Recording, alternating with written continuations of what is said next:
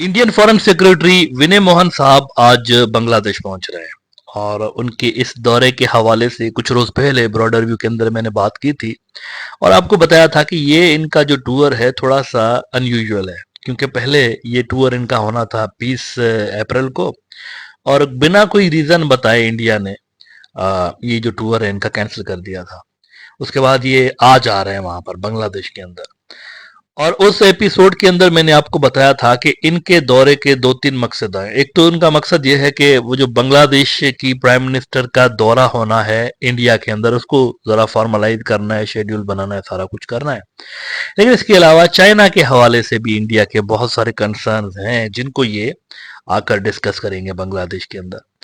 तो इस खबर को अब कल इंडियन न्यूज आउटलेट्स ने भी कंफर्म करना शुरू किया है कि वो बेसिकली चाइना के हवाले से यहां पर आ रहे हैं।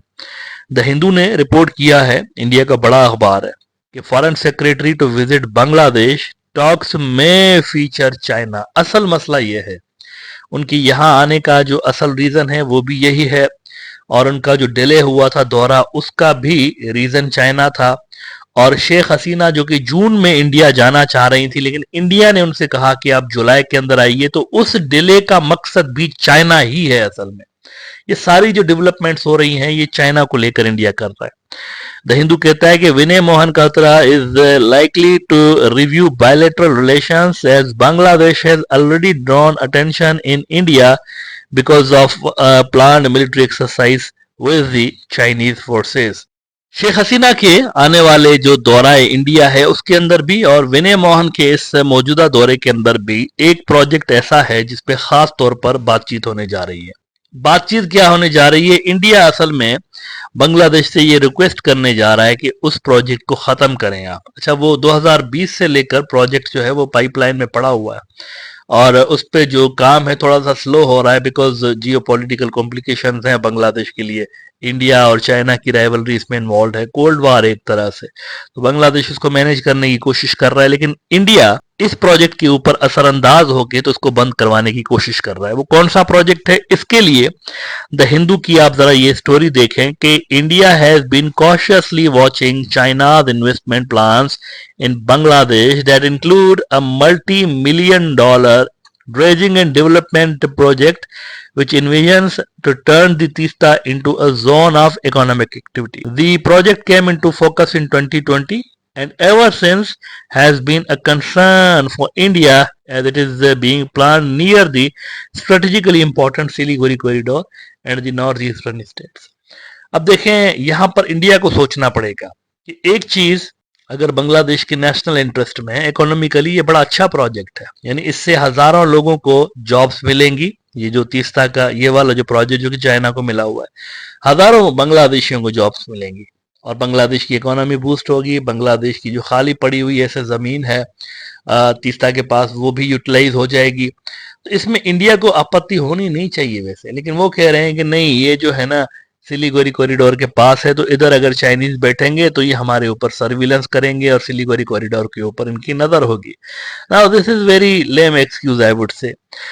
देखें, इंडिया के खुद के बॉर्डर के जो सेंसिटिव एरियाज हैं बहुत सारे, उनके पास चाइनीज इंफ्रास्ट्रक्चर बन रहा होता है, तो इंडिया क्या वो रुकवा पाता है क्या? इसी तरह से नेपाल के अंदर बहुत सारे ऐसे प्रोजेक्ट्स हैं जिनके ऊपर इंडिया ने कंसर्न्स जाहिर किए हुए हैं कि ये क्यों हो रहे हैं, चाइनीज क्यों कर रहे हैं ये, लेकिन नेपाल ने उन प्रोजेक्ट्स को नहीं रोका। इसी तरह श्रीलंका के अंदर भी यही होता रहा है। श्रीलंका के अंदर भी बहुत सारे ऐसे प्रोजेक्ट्स हैं, इंक्लूडिंग वो जो हम्बनतोता का पोर्ट था, वहां पर भी इंडिया को आपत्ति थी। ऐसे बहुत सारे प्रोजेक्ट्स हैं वहां पर भी जिनके ऊपर इंडिया ने कंसर्न्स का इजहार किया। ना सवाल यहाँ न्यू दिल्ली के पॉलिसी मेकर्स के लिए ये है कि क्या ये आप इक्वलिटी की बुनियाद पे बना रहे हैं पॉलिसीज? आप जब कोई इन्वेस्टमेंट का प्रपोजल आपकी तरफ आता है तो क्या बांग्लादेशी या श्रीलंकन या नेपालीज ये आपके सामने आपत्ति जताते हैं कि आप ये क्यों कर रहे हैं, वो क्यों कर रहे हैं? आप भी तो बहुत सारे ऐसे प्रोजेक्ट्स करते हैं ना जिन पे इनको प्रॉब्लम्स हो सकती हैं, लेकिन ये तो नहीं बोलते आपको। तो अगर ये अपने मुल्क के अंदर कुछ ऐसा कर रहे हैं जो कि इनके नेशनल इंटरेस्ट में है तो आपको मिर्चें क्यों लग रही हैं? ये एक संजीदा सवाल है। मेरे ख्याल से अगर हर बात पे इंडिया इस तरह से कंसर्न्स का इजहार करता रहेगा और डिफरेंट मुल्कों के अंदर प्रोजेक्ट्स रुकवाने पे काम करता रहेगा तो इनकी डिप्लोमेटिक जो एनर्जीज हैं वो तो वेस्ट होंगी ही, इनका नाम भी खराब होगा।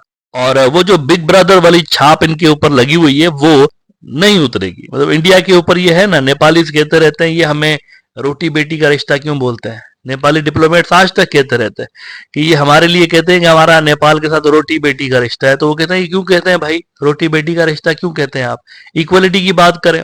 यहां पर भी इक्वलिटी की बात होनी चाहिए। जो इंडिया अपने लिए प्रेफर करता है, बांग्लादेश के लिए भी वही उसको प्रेफर करना चाहिए। ये सारा प्रोजेक्ट हो रहा है बांग्लादेश की बाउंड्रीज के अंदर, तो उनकी मर्जी है, वहां पर अपने मुल्क में जो भी प्रोजेक्ट ठीक समझे उनको करना चाहिए, इस पर आपत्ति होनी नहीं चाहिए। दूसरा, एक फोरम है जिसका नाम है USISPF, यानी कि United states India strategic and partnership forum. अब ये जो फोरम बना हुआ है ये असल में इंडिया और अमेरिका के दरमियान जो स्ट्रेटेजिक पार्टनरशिप है उसको गहरा करने के हवाले से बनाया गया है। इसके प्रेसिडेंट ने चाइना के हवाले से बड़ी एक अजीब सी बात कही है, इस पे थोड़ा सा आखिर में बात कर लेते हैं। बिजनेस स्टैंडर्ड कहता है कि China will never treat India as equal partner, USISPF president आगी।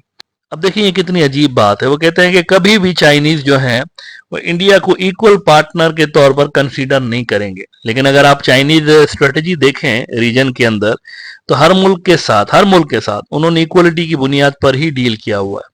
और ये जो बात कर रहे हैं ना, चाइनीज इक्वल पार्टनर के तौर पर इंडिया को यहां पर कभी बर्दाश्त नहीं करेंगे, तो क्या अमेरिका बर्दाश्त कर रहा है इक्वल पार्टनर के तौर पर? क्या अमेरिका और इंडिया इक्वल पार्टनर हो गए? वो भी तो नहीं बर्दाश्त कर रहे हैं ना इंडिया को इस तरह एज ए इक्वल पार्टनर, तो उनका नाम नहीं ले रहे हैं, चाइनीज का सिर्फ नाम ले रहे हैं।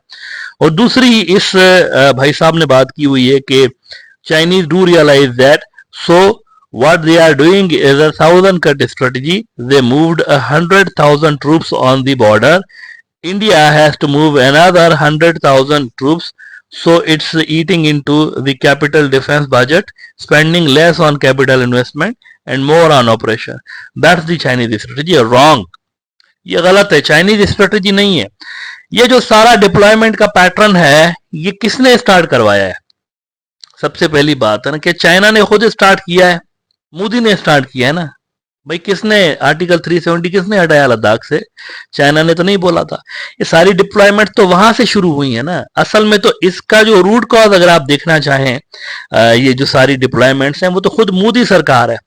उन्होंने चाइना को फोर्स किया, उन्होंने अनेक्स करने की कोशिश की एक डिस्प्यूटेड इलाके को, उस वजह से टेंशंस क्रिएट हुए बॉर्डर पर। तो ये चाइना ने नहीं किया। चाइना थाउजेंड कट वाली स्ट्रेटेजी यहां पर आपको चाइना के हवाले से नहीं है, ये मोदी सरकार की गलत पॉलिसीज हैं असल में, जिसपे मेरे ख्याल से ये जो फोरम है वो पर्दा डालने की कोशिश कर रहा है, और ये गलत अप्रोच है। दुरुस्त स्ट्रेटेजी कौन सी है चाइना के हवाले से जो कि इंडिया को फॉलो करना चाहिए? दुरुस्त स्ट्रेटेजी वही है जो कि मनमोहन सिंह फॉलो करता था। मनमोहन सिंह की जो चाइना पॉलिसी है उससे थोड़ा सा इंडिया को सीख लेने की जरूरत है। मनमोहन सिंह ने चाइना के साथ कन्फ्लिक्ट की बजाय कोऑपरेशन पे फोकस किया हुआ था।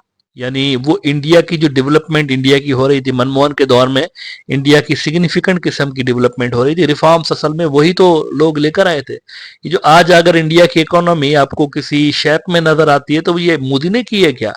ये जो रिफॉर्म्स हुए थे इंडिया के वो असल में कांग्रेस के पुराने पिछले दौर में हुए थे, मोदी से पहले वाले दौर में रिफॉर्म्स हुए थे। एक लंबा अरसा कांग्रेस को मिल गया था और कांग्रेस पार्टी ने उस अरसे के अंदर इंडिया की इकोनॉमी में बड़े अच्छे अच्छे रिफॉर्म्स किए थे।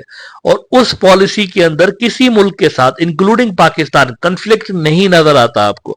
वो पाकिस्तान के साथ भी बातचीत कर रहे होते थे। तो यहां पर चाइना के हवाले से कॉन्फ्लिक्ट वाली स्ट्रेटेजी इंडिया के अपने मफाद में नहीं है। ये जो थाउजेंड कट्स आप बोल रहे हैं ना, इन्होंने लिखा ना कि चाइना हमारे लिए थाउजेंड कट्स वाली स्ट्रेटेजी अडॉप्ट किए हुए, ये खत्म हो सकती है अगर आप चाइना के साथ कोऑपरेट करें और विन विन स्ट्रेटेजी पे अमल करें, तो चाइना आपके लिए बहुत ज्यादा हेल्पफुल भी हो सकता है।